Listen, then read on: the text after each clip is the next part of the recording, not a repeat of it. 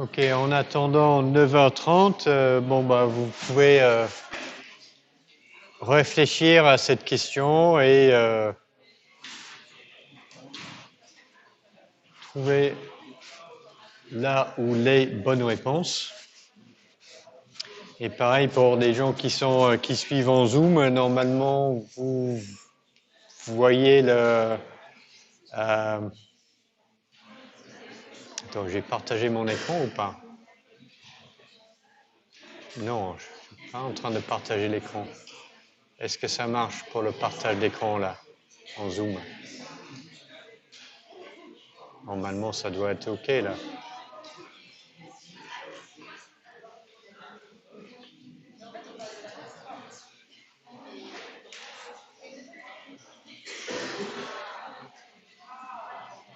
Ouais, OK, on a le partage d'écran, très bien.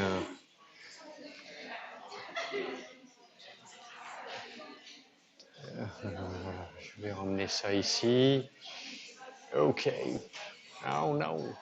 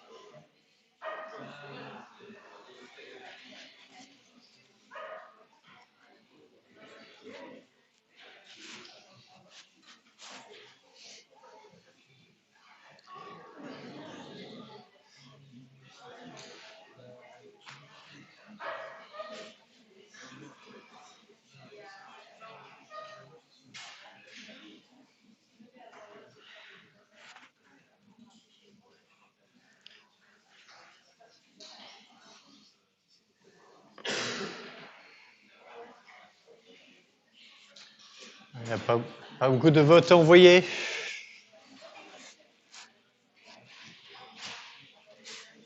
Oui. Et il est pas actif? Ah, excusez-moi. Ah, OK. Essayez maintenant.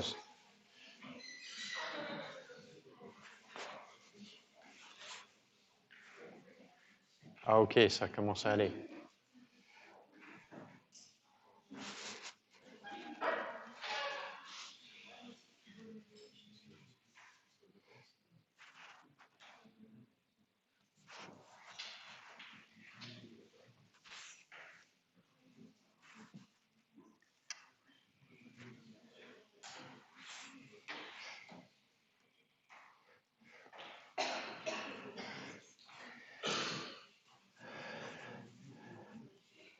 La question est donc de savoir ce qui est vrai pour les picornaviridae, par exemple le virus de la poliomyélite, les rhinovirus, mais faux pour les flaviviridae, comme le virus de la fièvre jaune, l'hépatite C ou le virus de la dengue.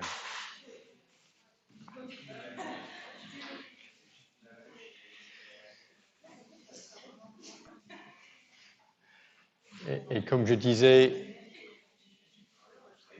un peu mardi, c'est la question D. Bon, je n'ai pas présenté cette année, j'ai enlevé cette partie du cours.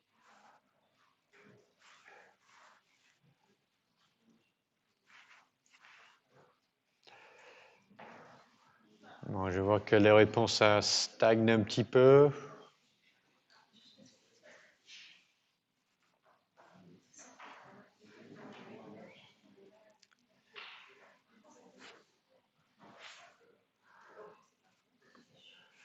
Ok, on va regarder parce que je vais essayer de terminer les deuxième moitié du cours 4 et le cours 5 aujourd'hui.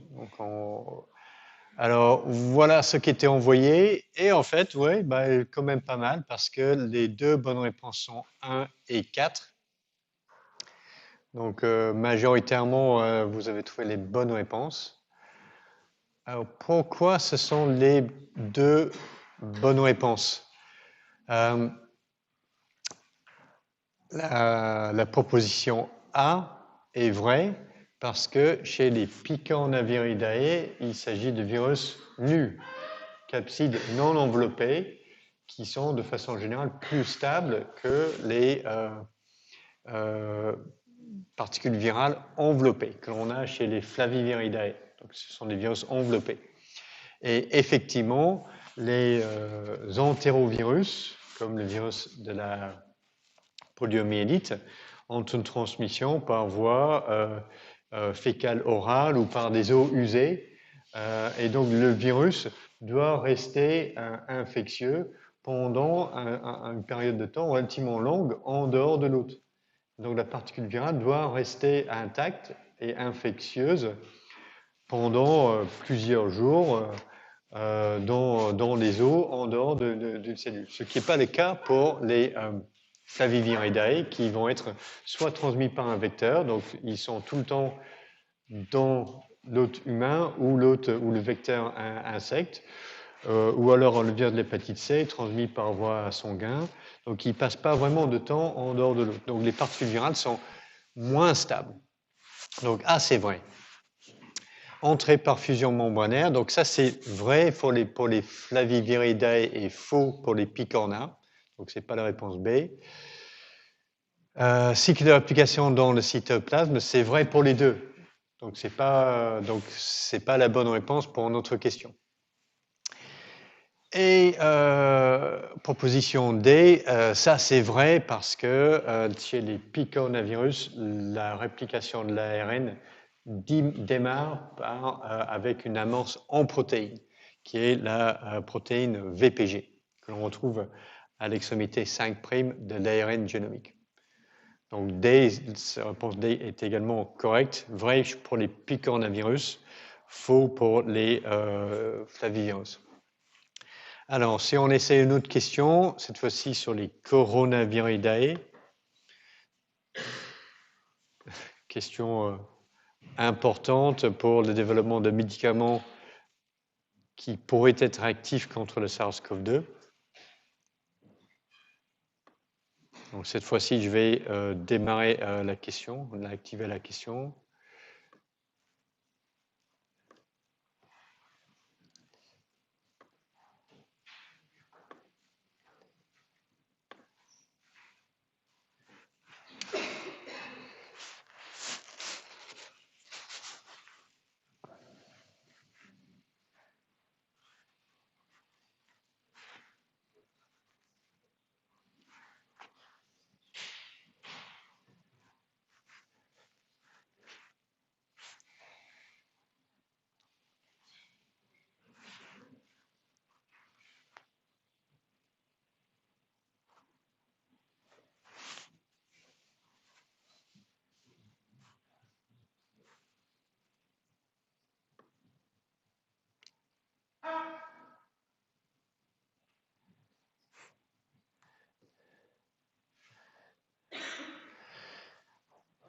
Donc, le concept de base derrière une molécule antivirale, c'est quelque chose qui va bloquer l'une des étapes essentielles dans le cycle de réplication virale. Donc souvent, ce sont dans la grande majorité des cas, ce sont des inhibiteurs des enzymes virales. Donc le lien, il marche pas encore ou c'est juste pour réfléchir? Ah, j'ai pas mis le code QR. Bah, attends, mais ok, excusez-moi. Je suis là en train d'attendre en regardant les résultats en disant, il n'y a personne qui envoie rien.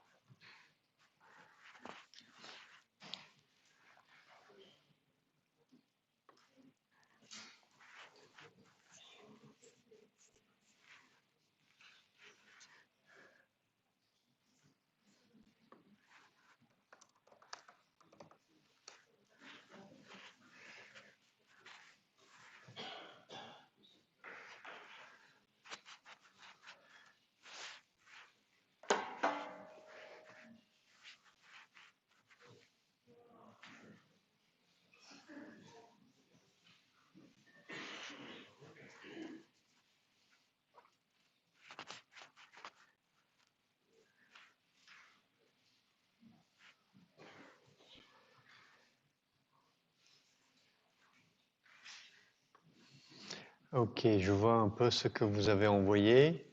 Donc, réponse 3, la polymérase ARN virale, c'est correct. Donc, effectivement, ce sont des virus à ARN qui codent et qui expriment leur propre ARN polymérase virale. Ce n'est pas la même enzyme que dans la cellule. Donc, si on inhibe cette enzyme virale, on peut avoir un médicament qui bloque sélectivement la réplication virale et qui ne va pas trop interférer avec la physiologie de la cellule hôte. Donc ça, c'est correct. Polymérase à ADN viral, quelqu'un a enlevé son truc là rapidement. Ce ne sont pas des virus à ADN, les coronavirus sont des virus à ARN. Ribosomes viraux, non, aucun virus n'a de ribosome. Donc ça, c'est jamais la bonne réponse. Hein. Quelle que soit la question, ça sera toujours la mauvaise réponse. Réponse 4, ça c'est aussi également vrai. Donc, la partie 5' des génomes des Coronaviridae code pour deux polyprotéines, le 1A et le 1AB. Et ces polyprotéines sont découpées en protéines fonctionnelles par là où les protéases virales. Et donc, si on inhibe la protéase virale, ou les protéases virales, ou au moins l'une des deux, les polyprotéines ne seront pas découpées et donc les protéines qui font partie de ces polyprotéines ne seront pas fonctionnelles. Donc on va bloquer la réplication. Donc en effet, donc la protéase virale, chaque fois qu'on a une polyprotéine virale, elle va être clivée par une protéase virale. Et cette protéase virale, c'est une cible potentielle d'un médicament antiviral. Donc en effet, la Paxlovid, c'est un inhibiteur de la protéase virale. Le molnupiravir et le remdesivir sont des inhibiteurs de polymérase ARN virale qui ont une activité antivirale contre le SARS-CoV-2. Ok, donc ça c'était... Donc pour résumer ce qu'on a vu pour les stratégies de réplication et expression des virus ARN brun plus, donc chez les flavivirus et les picornavirus, on utilise une IRES pour démarrer l'introduction, pas chez les coronavirus. Les fonctions de l'IRES sont un petit peu différentes entre les flavi et les picornaviridae.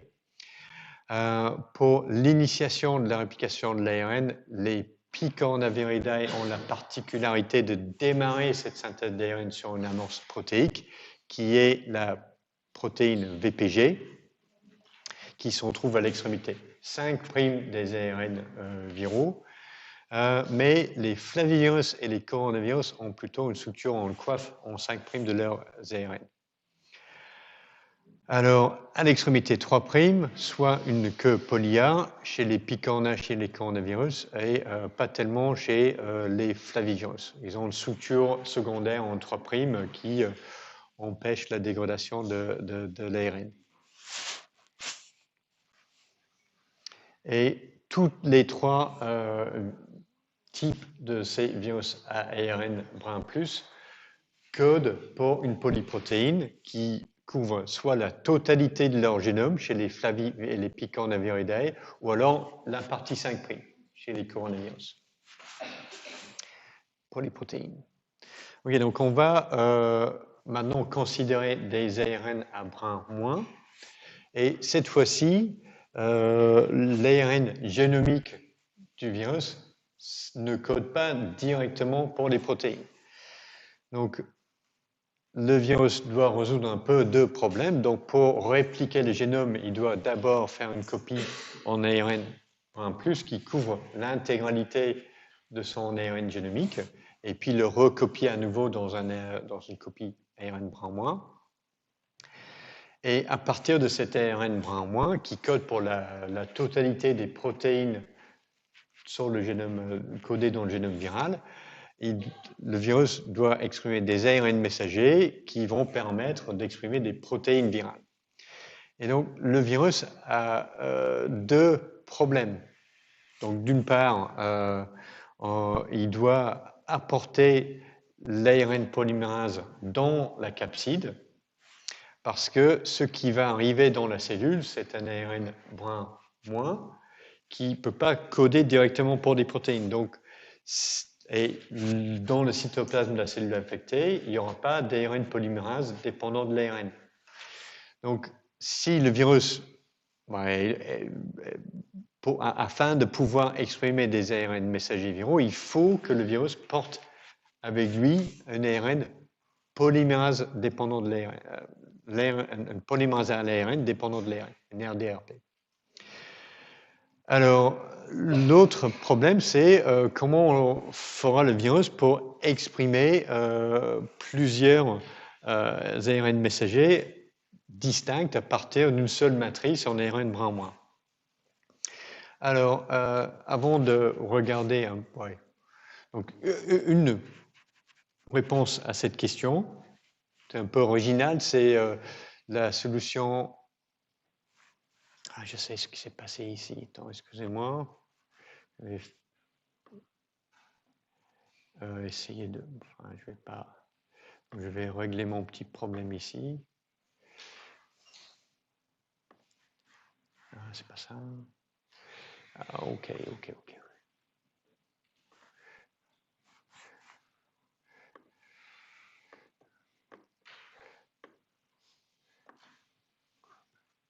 Attends, mais.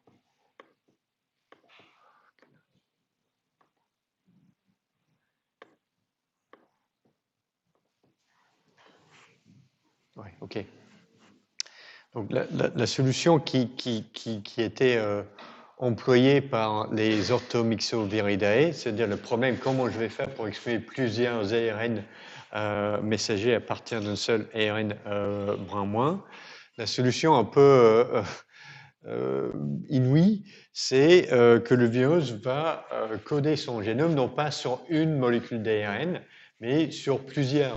Donc c'est ce qu'on appelle un génome segmenté. Et donc, chaque particule virale des orthomyxovirus va incorporer 8 segments génomiques distincts. Et sur chaque segment génomique, voilà, chaque segment génomique va coder globalement pour une protéine virale. Donc, avec l'exception des petits segments 7 et 8. Donc, globalement, pour les orthomyxoviridae, on nombre les segments génomiques avec les plus grands ARN, c'est le segment 1, et le plus petit, c'est le segment 8.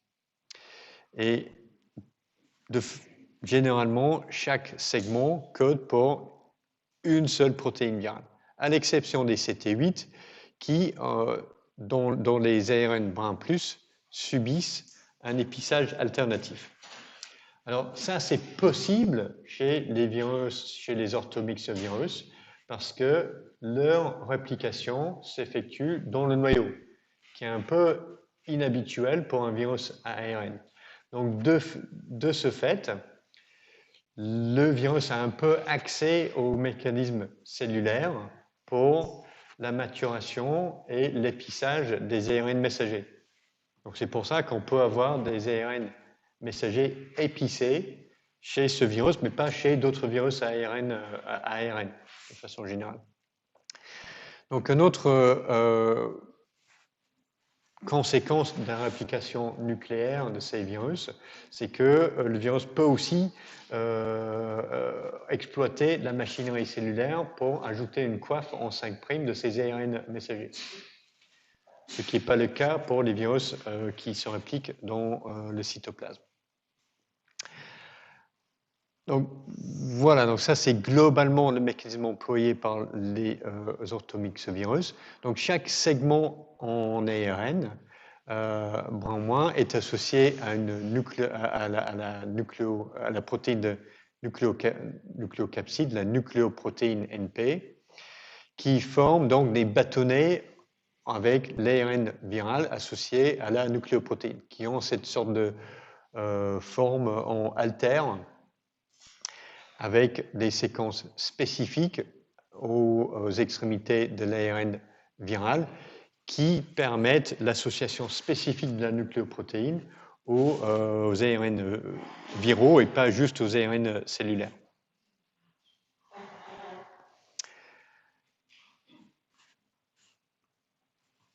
Donc, orthomyxovirus, un segment génomique par gène viral. Donc, il n'y a pas vraiment le problème de coder plusieurs gènes sur une seule molécule d'ARN.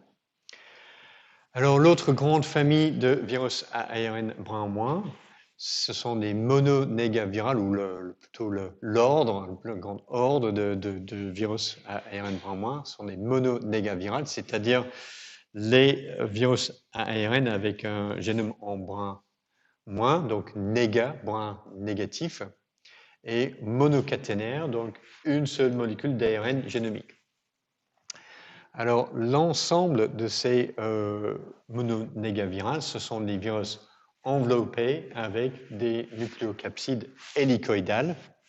Et cette nucléocapside hélicoïdale forme soit des particules allongées, comme les filoviridae, soit des particules en forme d'obus, comme les rhabdovirus, ou alors la nucléocapside filamenteuse est plutôt flexible, et du coup on a des particules virales qui sont plutôt sphériques, mais avec une nucléocapside sphérique, un nucléocapside filamenteuse qui se roule sur lui-même pour donner une sorte de pelote de laine à l'intérieur de l'enveloppe. Alors, la plupart de ces virus ARN brun moins, en tout cas ceux qui nous infectent, provoquent des infections assez sévères. Donc, la pathogénicité de ce groupe est vraiment élevée. Donc, d'une part, on a des virus comme le virus Ebola Zaïre, qui peut avoir un taux de mortalité de 50%. Le virus de la rage, si on est symptomatique et on n'a pas de soins, on va être tué à tous les coups. Et même, donc ce sont des virus qui n'infectent pas vraiment l'être humain habituellement, c'est plutôt des zoonoses, les transmissions d'un virus d'un réservoir animal vers l'être humain. Mais même les virus qui sont endémiques à la population humaine, comme le virus des syncytiales respiratoires, le virus de la rougeole, sont assez pathogènes, provoquent des infections chez l'enfant avec des symptômes assez importants, avec des taux de mortalité qui ne sont pas négligeables. Donc, un ordre de virus composé de virus plutôt pathogènes. Alors, la particularité, enfin, je vais dire ça tout à fait après. Donc, à titre d'exemple, on va présenter les Rhabdoviridae, donc caractérisés par ces particules virales en forme d'obus. Chaque fois que vous voyez ça, vous savez que c'est un rhabdovirus.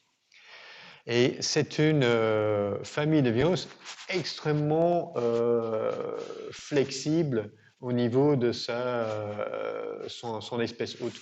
Donc on a 5 sous-familles qui infectent des vertébrés, des invertébrés et même des plantes. Donc ça, c'est quand même exceptionnel, c'est-à-dire la même famille de virus a trouvé la solution pour se répliquer chez pratiquement tout type de cellules eucaryotes.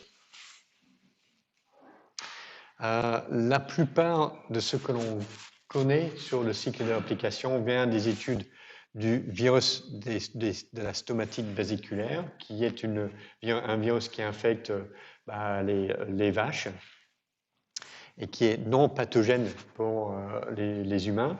Donc on peut le techniquer facilement au laboratoire, contrairement au virus de la rage. Mais les mêmes mécanismes dans la réplication s'appliquent à tous les rhabdovirus. Alors, l'ARN génomique est donc de 11 kilobases, en une seule molécule d'ARN brun moins.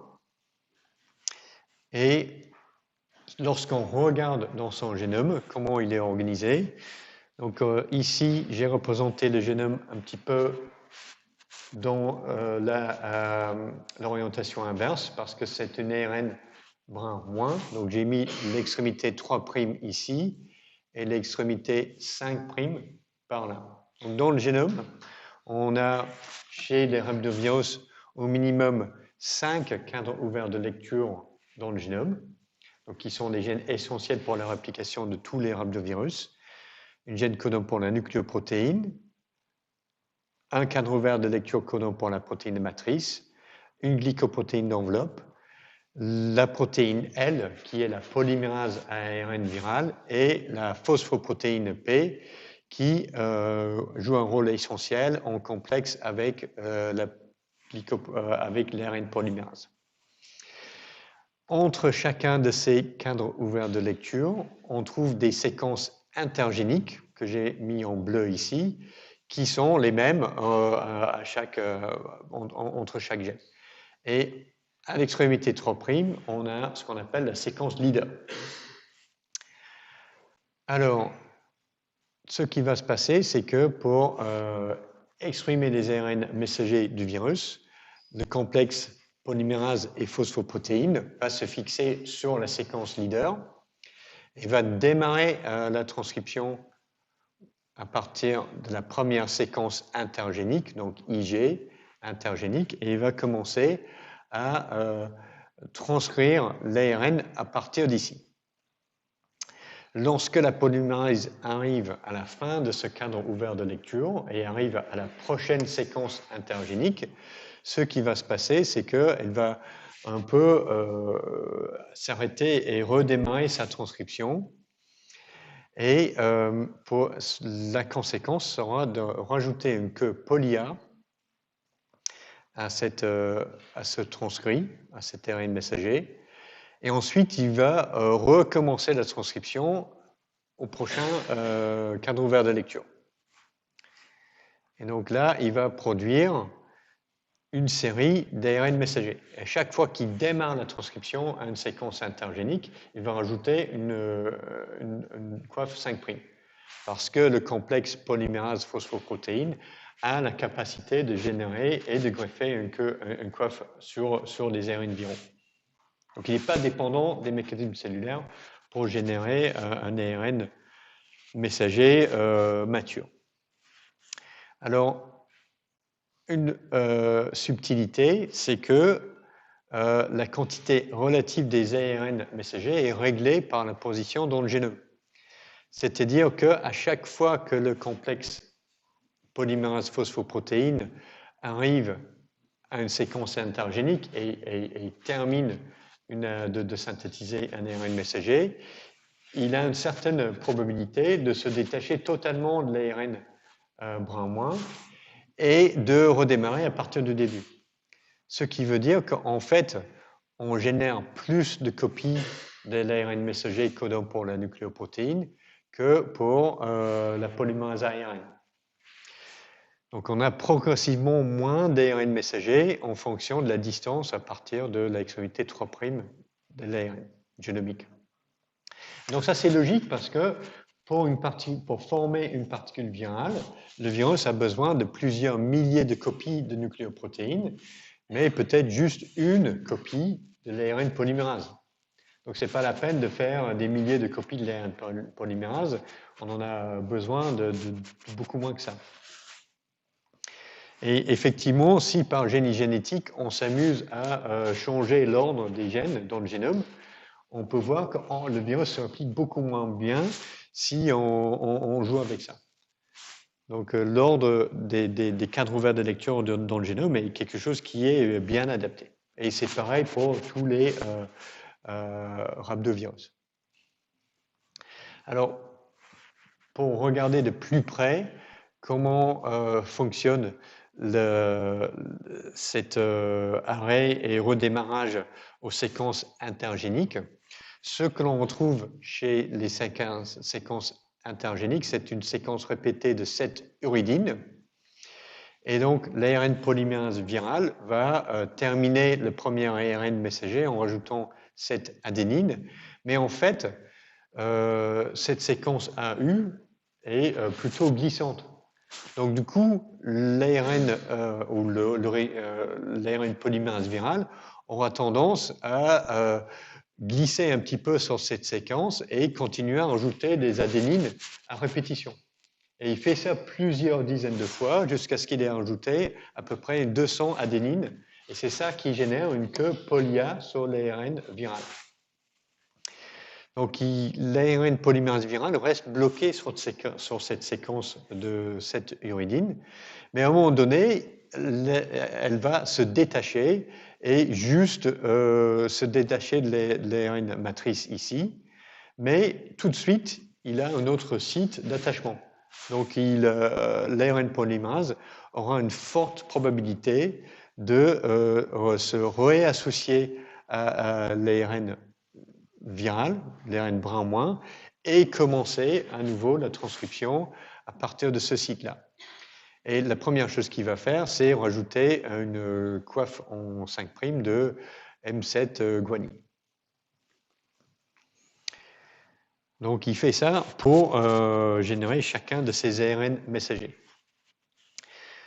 Donc ça, c'est très intelligent, mais il crée un autre problème. C'est-à-dire que si l'ARN polymérase va recopier l'ARN génomique en brun moins en une série d'ARN messagers brun plus, ben, aucune de ces ARN messagers brun plus peut être recopiée pour régénérer un génome complet. Donc, pour générer un génome complet, le virus doit supprimer en quelque sorte ce mécanisme d'arrêt et redémarrage sur les séquences intergéniques. Et la suppression de ce processus est effectuée par l'association de la nucléoprotéine avec les copies d'ARN brun plus qui sont en cours de synthèse. Donc, lorsqu'il y a suffisamment de nucléoprotéines qui est accumulée par la cellule infectée, alors lorsque l'ARN polymérase viral arrive sur ces séquences glissantes, la nucléoprotéine virale va s'associer sur l'ARN brun plus qui vient d'être synthétisé, et c'est ça qui va supprimer le processus d'arrêt et de redémarrage pour ajouter une queue polia. Donc, au lieu de faire ça, l'ARN polymérase va continuer à transférer la totalité de l'ARN brun moins en une copie ARN brun plus. Et ça, c'est la forme intermédiaire qui sera recopiée pour régénérer un ARN génomique viral.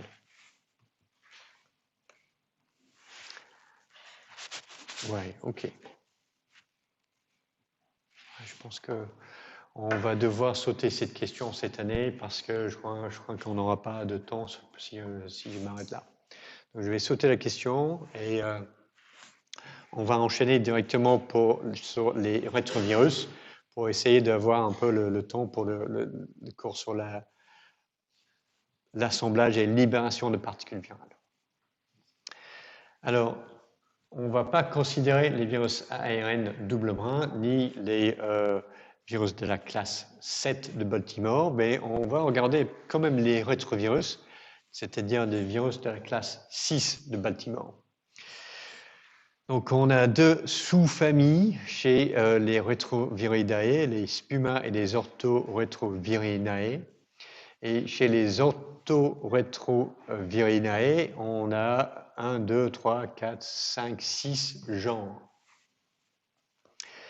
dont les antivirus, et dont fait partie le VIH1.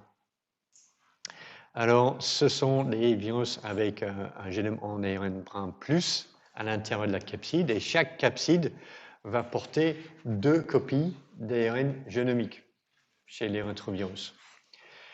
La capside a une symétrie icosahédrique et la particule virale est enveloppée. Donc, on a une enveloppe, glycoprotéine d'enveloppe à l'extérieur, protéine de matrice, nucléocapside et 2 copies d'ARN brun plus à l'intérieur. Les rétrovirus sont relativement fréquents chez les rongeurs, par exemple, et chez d'autres primates, mais étonnamment peu fréquents chez nous, malgré le fait que dans notre génome, on a énormément de rétrovirus endogènes intégrés dans notre génome. Donc, par le passé, comme tous les autres vertébrés, on a été probablement fortement infectés par les rétrovirus, mais depuis on ne sait pas quand, on en a relativement peu. Donc vraiment 2 rétrovirus seulement qui infectent l'humain. Et le deuxième, le VIH1, a été un transfert de la chimpanzé et d'autres espèces de primates il y a une centaine d'années. Donc on est relativement peu infecté par les rétrovirus.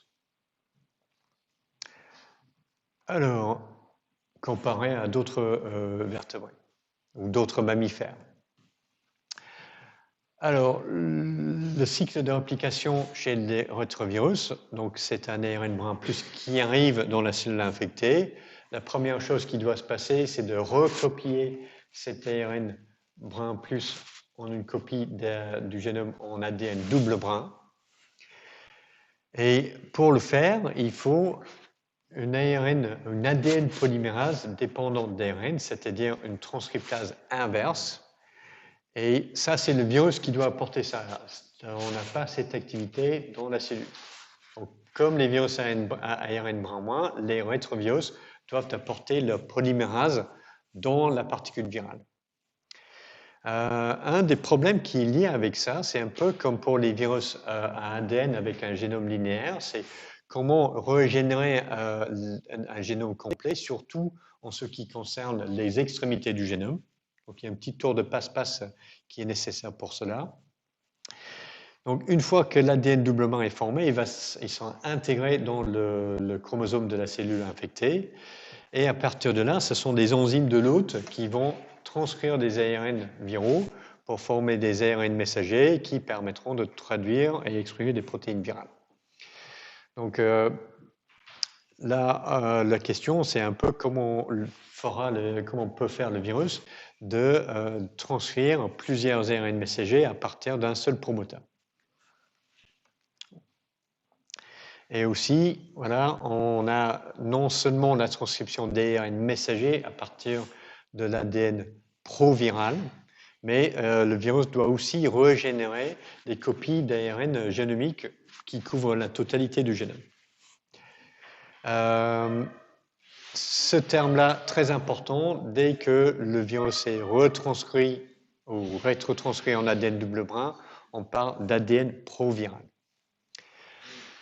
Alors, la transcription inverse va prendre comme matrice l'ARN génomique viral, et lorsqu'on regarde la séquence de l'ARN viral, on a 2 séquences répétées aux extrémités 5' et 3', une séquence non codante unique à l'extrémité 5', donc c'est pour ça que c'est U5, et une séquence non codante unique à l'extrémité 3' de l'ARN génomique, donc U3. Donc ça, c'est ce qu'on a dans le génome, dans les particules virales.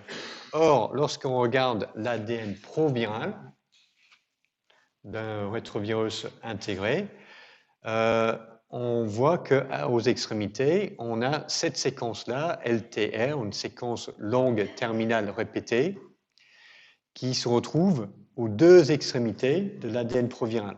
Et ce qui s'est passé, c'est que la séquence U3 s'est retrouvée recopiée en amont de la séquence R sur cette extrémité-là, et la séquence U5 s'est retrouvée recopiée à l'autre extrémité pour générer une séquence LTR qui est identique aux 2 bouts de l'ADN proviral. Donc, je ne vais pas expliquer comment ça marche, mais en fait, il y a une sorte de tour de passe-passe entre lors de la transcription inverse entre les 2 copies de l'ARN viral qui sont dans la particule virale. Et c'est ça qui permet d'avoir cette structure LTR qu'on retrouve dans l'ADN proviral. Et ça, c'est extrêmement important parce que c'est la région U3 qui forme le promoteur de transcription pour exprimer l'ARN viral. Donc, dans la cellule infectée, l'ARN polymérase cellulaire, ou les facteurs de transcription cellulaire vont se fixer sur la région U3. Et la transcription de l'ARN viral va démarrer à partir de la région R ici. Et donc, du coup, c'est ça qui permet de retranscrire et faire une copie de l'ARN génomique viral jusqu'au bout. Et donc, si le virus n'arrive pas à effectuer ce tour de passe-passe pour générer les LTR, lors de la transcription inverse, ben, il ne pourra pas retranscrire son génome correctement. Okay, donc, si vous voulez savoir comment ça marche, le processus de transcription inverse, vous pouvez avoir des petits schémas ici sur une vidéo de Vincent Macaniello. Alors, donc imaginons que notre virus a fait ça, donc il a fait la transcription inverse, l'intégrase virale a intégré l'ADN proviral dans le chromosome de la cellule hôte, et à partir de là, notre virus va transcrire plusieurs ARN messagers qui vont coder pour les différentes protéines virales. Donc, pour n'importe quel rétrovirus, on trouve 3 cadres ouverts de lecture principales, GAG, POL et ENV. Donc, ENV pour les glycoprotéines d'enveloppe, POL pour les différentes, donc c'est pour polymérase, mais en fait ce sont les différentes enzymes impliquées dans la réplication du virus. Donc, dans le cadre ouvert de lecture POL, on code pour la transcriptase inverse, l'intégrase virale et la protéase virale. Et la polyprotéine GAG, pour antigène de groupe, code pour les protéines de structure de la capside, la matrice, la capside et la nucléocapside. Alors, chez le VIH et chez d'autres rétrovirus, on peut trouver d'autres cadres ouverts de lecture, mais qui ne sont pas chez tous les rétrovirus. Donc, TAT, VPR, REV, etc. Alors, tous ces ARN messagers sont transcrits à partir du même promoteur. Donc, initialement, ce qui va se passer, c'est que les transcrits viraux vont être épicés. Et donc, c'est l'épissage alternatif qui va permettre d'exprimer plusieurs de ces protéines mineures. Et initialement, on aura des transcrits multi-épicés qui vont coder pour TAT, REV et NEF. Donc, c'est ça qui va être exprimé d'abord. La protéine REV du VIH va se fixer sur les ARN, sur une séquence de l'ARN ici, et va permettre l'export du noyau des transcrits monoépicés, c'est-à-dire codant pour ENV, VPR vif ou l'ARN génomique, et permettre de les transporter, exporter du noyau et se faire exprimer. Donc si on n'a pas REV, tous les ARN messagers du virus vont être multi-épicés et donc le virus ne va pas pouvoir se répliquer. Et pour le transcrit qui code pour GAG et GAG-POL, on a le transcrit non épicé qui va être l'ARN génomique du virus. Alors, l'ARN non épicé arrive à coder pour les deux polyprotéines, GAG et GAG-POL, parce qu'on a la possibilité pour le ribosome de buter sur une structure d'ARN à côté de cette codon stop. Et de temps en temps, le ribosome va sauter le cadre de lecture et lire à travers le codon stop sur cet ARN génomique. Donc, 19 fois sur 20, le ribosome va s'arrêter ici et ça va traduire la polyprotéine GAG. Et une fois sur 20, le ribosome va continuer et va lire à travers le codon stop. Et c'est ça qui va nous donner la polyprotéine GAG-POL. Dans la polymérase, on a la protéase virale qui sera responsable de cliver les différentes polyprotéines, soit en protéines de matrice, capside, nucléocapside, et les enzymes virales. Donc on a un mécanisme un peu comme ce qu'on a vu avec les virus ARN brin+, polyprotéines et protéase virale. Ok, juste pour faire, on va répondre à ces questions-là. Alors, qu'est-ce qui n'est pas utilisé par les rétrovirus? comme mécanisme pour exprimer différents gènes.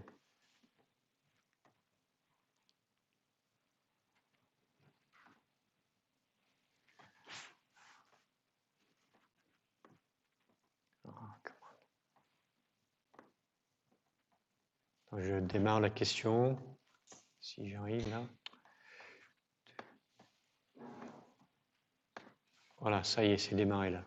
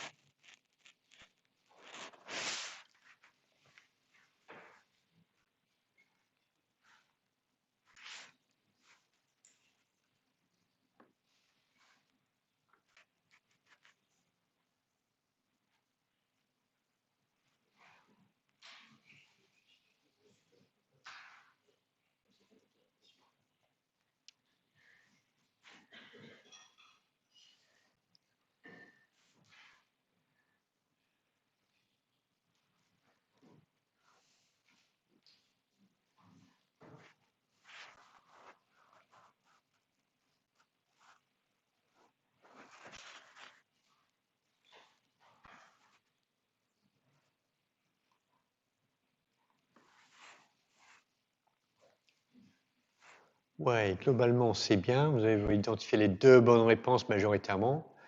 Donc, différents promoteurs. Non, c'est faux. Un seul promoteur pour les rétrovirus. Dans la LTR, c'est la séquence U3, la région U3. IRES, non. Pas d'IRES. Donc, réponse 5, c'est l'utilisation d'une IRES. Pas d'IRES pour les rétrovirus. Tandis que les autres, oui. OK. Polyprotéines, GAG-POL, ça c'est utilisé. Différents ARN messagers par épissage alternatif, oui. On a des ARN multi-épicés et des ARN mono-épicés et non épicés, qui permettent d'exprimer différentes protéines. Et différentes protéines d'un seul ARN messager à traduction à travers un stop, oui. C'est ça qui permet de traduire les polyprotéines GAG et GAG-POL à partir du même ARN non épicé.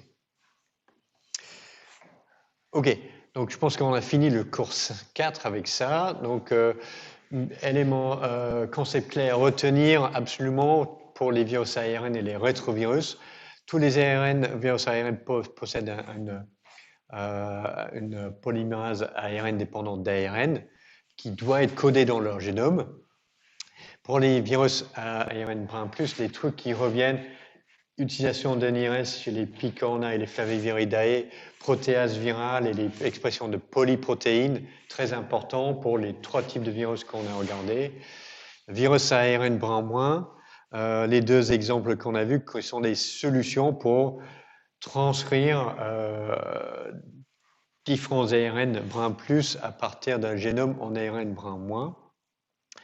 Et pour les rétrovirus, c'est quelque chose qui vient en dernier dans ces cours parce qu'en fait, il combine plusieurs mécanismes différents qu'on a vus chez différents types de virus. Donc, on a la polymérase qui est associée avec l'ARN génomique dans la particule virale. Ça, c'est un peu comme les virus ARN brun-moins.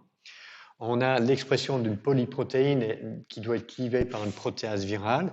Ça, c'est un peu comme un virus en ARN brun plus. Et si on regarde l'organisation du génome, c'est un peu comme les picornavirus, c'est-à-dire qu'on a, ou les flavivirus, sur les polyprotéines GAG-POL, on a des protéines de structure sur la partie 5' et les enzymes sur la partie 3'. Le génome d'un picornavirus, c'est organisé un peu comme ça, quoi. C'est très semblable.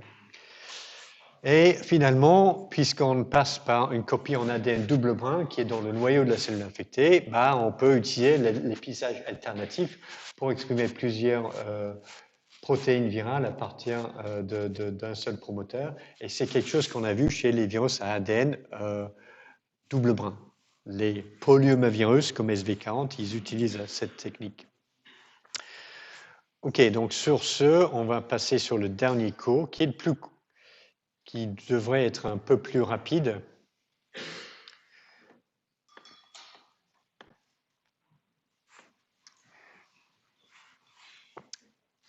Parce qu'on couvre peut-être un peu moins d'informations. Je ne suis pas certain que je finirai en 30 minutes, mais on va voir jusqu'où on va aller. Sinon, je vais enregistrer la fin du cours pour que vous puissiez le suivre en distanciel. Alors, les choses qu'on va regarder, c'est les sites de production des virus dans la cellule infectée, comment se forment les capsides et les nucléocapsides, comment font les virus pour encapsider l'ARN ou l'ADN viral spécifiquement, et ça va être la fonction des signaux d'empaquetage. Et ensuite, quels sont les mécanismes employés par des virus pour libérer des particules virales? La dernière étape dans le cycle de réplication. Alors, pour les sites de production, donc la plupart des virus à ADN se répliquent dans le noyau. Donc, les sites de réplication du génome, c'est dans le noyau, et les sites de formation de nucléocapsides, pareil, c'est dans le noyau. Donc, dans ce cas-là, les protéines de structure virale doivent porter un signal de localisation nucléaire, une LLS, afin de permettre leur import dans le noyau et la formation des particules dans le noyau. Alors, les exceptions sont les grands virus à ADN qui se répliquent dans le cytoplasme, comme les poxvirus. Mais l'ADN, ce n'est pas une double brin, ce n'est pas une molécule qui se retrouve normalement libre dans le cytoplasme. Et le virus est capable de détecter la présence d'ADN cytoplasmique, ce qui est considéré comme un signal de danger pour la cellule. Donc et ça va déclencher un peu les signaux d'alarme et un peu les mécanismes de défense cellulaire antivirale, l'apoptose, la mort programmée et l'inflammation. Donc, les virus à ADN qui se répliquent dans le cytoplasme ne vont pas répliquer leur ADN comme une molécule libre dans le cytosol, mais ils vont restreindre le site de réplication de leur ADN dans une sorte de mini-noyau viral qui est entouré d'une membrane. Donc, 2 heures après l'infection d'une cellule par un poxvirus, on a l'ADN viral qui se réplique dans une sorte de site de production qui est spécifique. Et la raison un peu pour ça, c'est de séquestrer l'ADN viral et ne pas permettre à la cellule de détecter la présence de l'ADN libre dans le cytoplasme. Alors, chez les virus à ARN brin plus, on retrouve quelque chose de semblable parce qu'on n'a pas l'ARN viral en train de s'appliquer un peu partout dans le cytoplasme de la cellule infectée. On a des sortes d'usines de réplication virale qui se forment, qui sont adossées au réticulum endoplasmique. Et on peut observer ces structures par microscopie électronique et la cryotomographie électronique qui permet de visualiser en 3D les structures qui sont formées par des virus pour assurer la réplication de l'ARN. Donc ça, c'est une cellule infectée par le virus de la dengue, c'est-à-dire un flavivirus. Et on peut observer des structures particulières. Donc ça, c'est le Golgi qui est rempli de particules virales qui ont bourgeonné dans le réticulum endoplasmique et le Golgi. Et juste à côté, on a ces sortes d'invaginations membranaires qui forment ce qu'on appelle les DMV, de vésicules à double membrane. Et en fait, le modèle que l'on a ici, donc on a ces invaginations du réticulum endoplasmique, et on a, c'est là où se passe la réplication de l'ARN viral. Et le virus contrôle un petit peu quelles sont les entrées et les sorties. Donc la réplication de l'ARN viral se passe à l'intérieur de ces structures membranaires. Encore une fois, c'est un mécanisme pour éviter que la cellule détecte la présence de réplication virale. Parce que pour les virus à ARN, surtout brin plus, lorsque le virus fait une copie de son génome en ARN brin moins, ça va générer de l'ARN double brin. Et encore, c'est quelque chose qui est perçu par la cellule comme un signal de danger.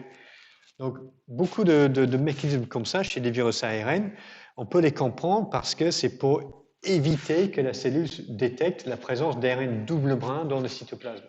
Et donc, le virus va séquestrer toutes les formes intermédiaires de réplication, toutes les formes en ARN double brin, dans ces structures d'usines de production virale.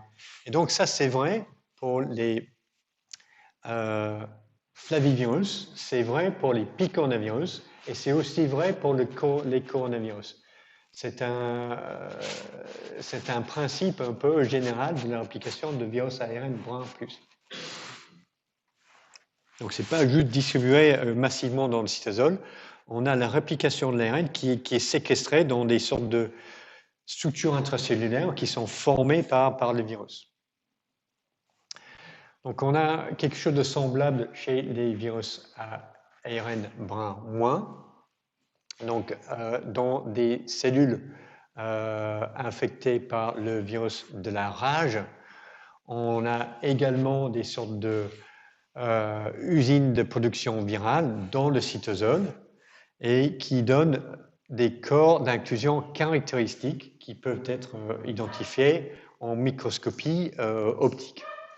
Donc, pour les personnes infectées par le virus, ou des animaux infectés par le virus de la rage, dans les neurones, on trouve ces structures qu'on appelle des corps négris, qui sont typiques du virus de l'infection par le virus de la rage et permettent de poser un diagnostic.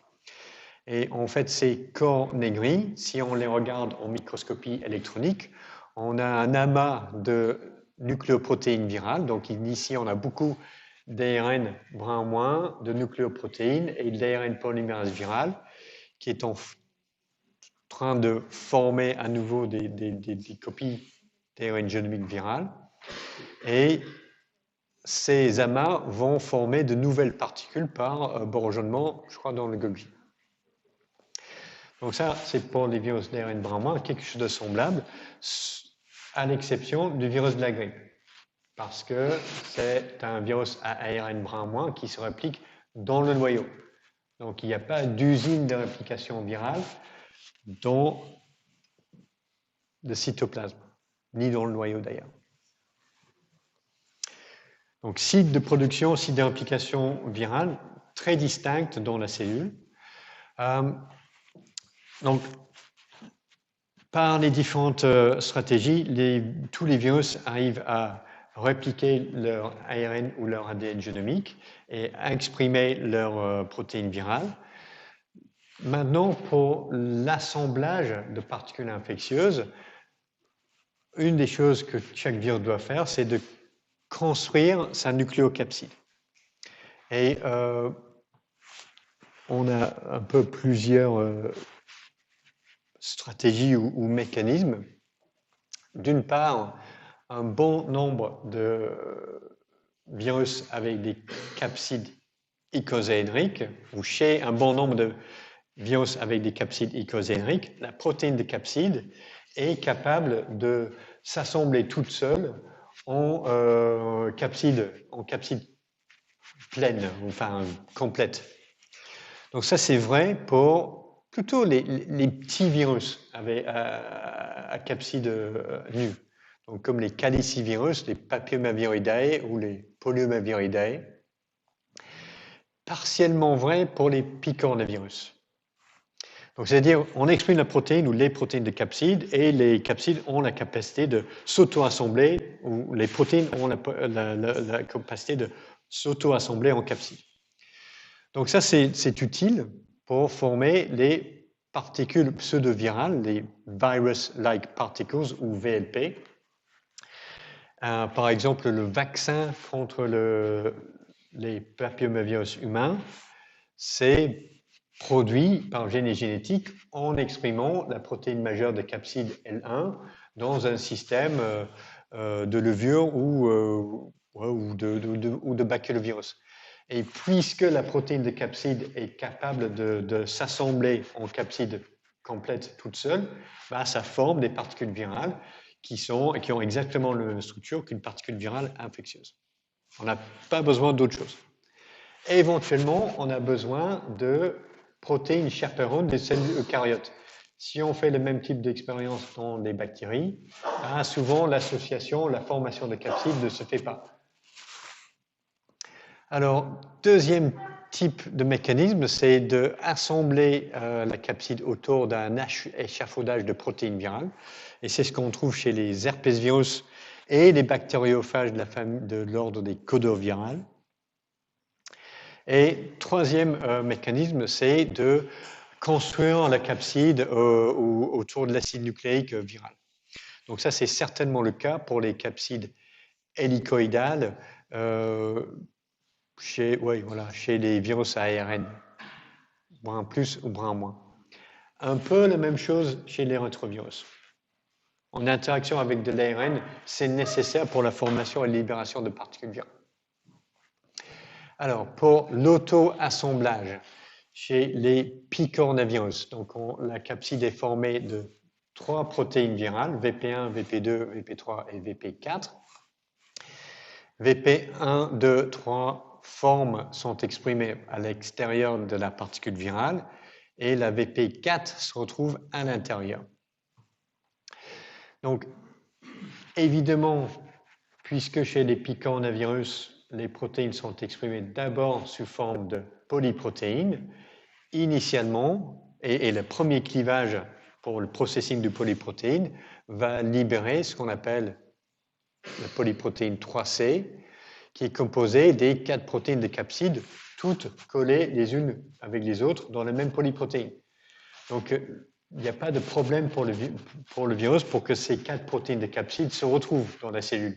Parce que dès qu'elles sortent du ribosome, elles sont collées ensemble. Donc, l'association de ces 4 protéines de capside dans la même polyprotéine forme les protomères qui forment la capside. Et ça, c'est ce qu'on appelle une protomère 5S. Donc ça, c'est pour la vitesse de sédimentation de cette forme des protéines de capside. Et spontanément, après, non, c'est pas 3C, mais on n'appelle pas ça la protéine 3C, c'est la protéase 3C, excusez-moi, qui va cliver notre protéine VP1-4 en VP0, VP3 et VP1. Et ce clivage est nécessaire pour que les protomères 5S s'assemblent. Donc 5 protomères vont s'assembler dans une sorte de pentagone, un pentamère, qui forme un bloc qui sédimente à une vitesse de 14S. Alors, ensuite, ces pentamères peuvent s'associer pour former une capside vide, mais cette association est instable et réversible. Donc, on aura un équilibre entre 5 protomères, donc la particule 14S, et les capsides entières, mais vides. Et ce qui permet de former une capside stable, c'est l'encapsidation de l'ARN à l'intérieur de cette capside vide et un dernier clivage protéolytique qui sépare les 4 protéines virales. Donc on a un processus qui passe par des étapes. Jusque-là, les protéines, ce sont des protéines virales qui s'associent spontanément. Et la dernière étape dépend de l'intégration, de l'encapsidation de l'ARN viral. Et le clivage par les protéases virales est essentiel. 2 étapes.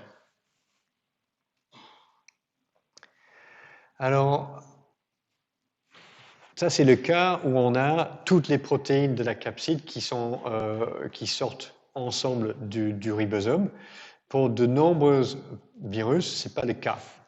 Donc, par exemple, chez les polyomavirus, le protomère qui forme les capsides, c'est un pentamère de la protéine VP1 plus une copie de la protéine VP2 ou VP3. Et il y a une sorte d'assemblage spontané de 5 copies de VP1 plus une copie de VP2, VP3. Et ensuite, ça, c'est importé dans le noyau. Pour les adénovirus, on a les 3 protéines majeures, les protéines de l'extérieur de la capside sont les protéines de la spicule, les protéines de la pentone, pentamère à la base de la spicule, et on a des hexamères qui forment, les hexones qui forment le reste de la capside. Alors chacune de ces protéines est synthétisée de façon indépendante, Donc la protéine de spicule va former un trimère, la protéine de pentone va former la pentamère, et ensuite ces deux structures s'associent, et ça sera important dans le noyau. Pour les hexones, c'est 3 copies de la protéine 2 qui va former un hexone. Donc chaque fois qu'on a cette association entre 2 protéines virales, ça peut mal se passer, et pour éviter qu'on a juste un amas de protéines VP1 difformes, ce sont à nouveau les protéines chaperones cellulaires qui permettent d'assurer une bonne association des protéines virales en structure un peu plus organisée. Donc soit les chaperones cellulaires, soit dans le cas de cette protéine 2 chez l'adénovirus, d'une protéine chaperone virale, qui est la protéine L4. Alors,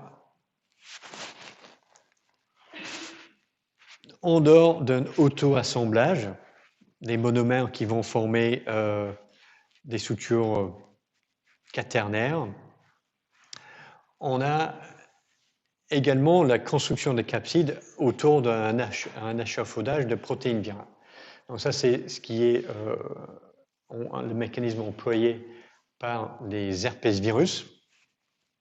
Donc les capsides sont formés dans le noyau de la cellule infectée avec l'implication de 3 protéines virales, la protéine de capside majeure VP5, la protéine qui forme le portail, d'où rentre et sort l'ADN viral, et la protéine d'échafaudage VP22A.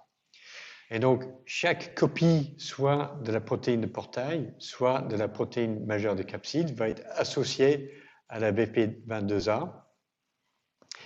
Et c'est la présence de VP22A qui va permettre de former la capside, la procapside sphérique. Donc, c'est-à-dire que les VP22A vont s'associer entre elles à l'intérieur, et à l'extérieur, on a une couche de protéines de capside et à un endroit, la protéine de portail. Le problème avec ça, pour le virus, c'est que ça fait une procapside qui est remplie de protéines. Et elle est pleine, il n'y a pas d'espace à l'intérieur. Enfin, si, il y en a un peu, mais une bonne partie de l'espace est prise par la protéine d'échafaudage. Donc, ce qui va se passer, c'est qu'une fois que notre capside est complète, la protéase VP24, qui sera également intégrée à l'intérieur, va cliver toute la VP22, et du coup, ça va sortir par le portail. Donc, on aura une capside vide, et l'étape finale, c'est de remplir la capside par l'ADN viral. Donc ça, c'est un système relativement complexe que l'on retrouve chez les herpesvirus et également chez les bactériophages de l'ordre des codovirales, comme bactériophages T4, lambda, etc. Donc ça, c'est une observation avec aussi une certaine homologie de structure dans les protéines de capside qui indique que probablement les herpesvirus et les codovirales ont une relation phylogénétique très très ancienne. Donc les herpesvirus, c'est un peu bactériophage lambda qui infecte des cellules eucaryotes. Pareil, je pense que je vais devoir sauter les questions pour essayer de terminer dans 10 minutes. Donc les virus peuvent former des capsides, soit parce que les protéines de capsides s'auto-assemblent, soit qu'il y a une protéine d'échafaudage. Un des problèmes pour l'ensemble des virus, c'est comment mettre le bon acide nucléique à l'intérieur de la capside.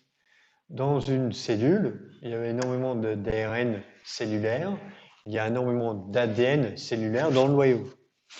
Donc pour se répliquer de façon efficacement, n'importe quel virus doit être sélectif pour mettre le bon acide nucléique dans sa capside. Donc on a souvent chez les virus la reconnaissance d'une séquence ou d'une structure spécifique dans l'ARN ou l'ADN viral qui permet de encapsider spécifiquement l'acide nucléique viral et pas des ADN ou des ARN cellulaires. Donc ces séquences ou structures spécifiques, ça s'appelle des séquences d'empaquetage, avec le symbole psi. Chaque fois que vous voyez ça, c'est une séquence d'empaquetage. Donc plusieurs virus disposent d'une séquence psi qui permet l'empaquetage spécifique de l'ARN ou de l'ADN viral, mais ce n'est pas le cas pour tous les virus. Donc comment ils font cela? Et chez les orthomyxovirus, il y a un problème particulier. Comment mettre une copie de chaque segment génomique et pas avoir 5 copies du segment 6 et 0 copie de segment 1 et 2? Parce que là, ce ne sera pas un génome fonctionnel. Alors, l'exemple classique d'une séquence d'empaquetage était identifié dans le virus de mosaïque du tabac. Donc, il y a une séquence spécifique dans l'ARN génomique qui forme une structure en tige boucle. Et cette structure se fixe spécifiquement sur des anneaux de la protéine de nucléocapside. Et l'interaction spécifique ici, c'est ce qui va décaler une marche de cette double anneau de protéines et ça va démarrer la polymérisation de la nucléocapside en spirale jusqu'à ce que toute l'ARN virale est recouverte intégralement de protéines. Donc on a la production des filaments de nucléocapsides ou de bâtonnets de nucléocapsides qui est démarrée par l'association entre la protéine de nucléocapside et la séquence d'empaquetage dans le génome viral. Chez les rétrovirus, l'association entre l'ARN génomique viral et les protéines de nucléocapside est également dépendante d'une séquence d'empaquetage dans l'ARN viral. C'est relativement spécifique. Les protéines de nucléocapside des rétrovirus ont la capacité d'interagir avec de l'ARN de façon générale. Et si vous avez un rétrovirus ou une polyprotéine GAG ou GAG-POL qui est exprimée dans une cellule pas vraiment infectée, les particules qui sont libérées vont intégrer un peu d'ARN cellulaire. Mais il y a quand même un empaquetage préférentiel des ARN génomiques rétroviraux par la reconnaissance spécifique d'un signal d'empaquetage. Et cette séquence psi chez les rétrovirus se retrouve dans les régions non codantes. Donc, c'est dans la région U5, qui est le début des ARN messagers du virus. Et la séquence psi est composée de courtes régions avec une structure secondaire particulière. Donc, ces séquences sont également impliquées dans la dimérisation de l'ARN génomique pour incorporer 2 copies de l'ARN dans la particule virale. Un truc qui est intéressant chez le VIH, c'est que la séquence psi est interrompue par le site donneur d'épissage. Ça, c'est intéressant parce que ça veut dire que ce qui va être incorporé dans la capside virale, c'est uniquement l'ARN non épicé. Et c'est l'ARN non épicé qui code pour la totalité des gènes viraux. Si le virus s'amusait à impacter les ARN épicés, bah, il manquerait la moitié du génome. D'accord? Donc ça, c'est quand même, c'est pas un accident ici que la séquence psi incorpore le site d'épissage. Tous les ARN épicés ne portent pas la séquence d'empaquetage. Donc, il ne peut pas être incorporé dans la particule virale. Donc, chez les virus à ADN, on trouve également des séquences psi, des séquences d'empaquetage. Chez les adénovirus, ce sont des courtes séquences qui sont à l'extrémité du génome, juste en amont du gène E11. Chez les polyomavirus, c'est un peu moins clair, mais néanmoins, on dit qu'il y a un site d'empaquetage qui recouvre, ou qui est très proche de l'origine de réplication virale. Et ce qui semble se passer, c'est que on a une reconnaissance spécifique de ces séquences, soit par les protéines virales, dans le cas des adénovirus. Donc, on a des protéines virales qui vont se fixer sur les séquences d'empaquetage, et c'est ça qui permet leur incorporation dans la capside. Pour le virus SV40, on a le facteur de transcription cellulaire SP1 qui va se fixer ici, sur l'ADN viral, et également, il va se fixer sur les protéines virales VP2, VP3, qui font partie de la capside. Donc, on n'a pas une interaction directe entre la séquence d'empaquetage et les protéines de capside virale. Alors, comment on fait sans séquence d'empaquetage? Donc, pendant des années, on a cherché une séquence spécifique chez dans le génome des Picornaviridae qui est impliquée dans l'empaquetage de l'ARN viral et personne n'en a trouvé. Donc, il n'y a pas de séquence d'empaquetage spécifique chez les Picornaviridae. Donc, ce qui semble se passer, c'est qu'il y a une incorporation spécifique de l'ARN viral dans les capsides parce qu'il y a un couplage physique entre la réplication de l'ARN viral et la formation des capsides. C'est-à-dire que, comme on a vu, la réplication de l'ARN viral se fait dans les complexes ou des sites de production virale adossés au réticulum endoplasmique. Donc, les différentes enzymes virales dans le complexe de réplication, l'ARN polymérase et des autres protéines associées, sont adossées à la membrane du réticulum endoplasmique. Donc, c'est là où on a la formation de nouvelles copies de l'ARN génomique. Et il y a une interaction entre la protéine VP3 de la capside et une des protéines virales dans le complexe de réplication. Donc, ces pentamères, qui sont les particules de 14S, vont s'associer ici et commencer à fixer l'ARN viral. Et petit à petit, c'est ça qui permet l'accumulation de plusieurs pentamères, de particules 14S, pour former une particule stable. Donc, en l'absence de cette association-là, les protéines de capside ne forment pas vraiment une particule stable. Donc, c'est comme ça que les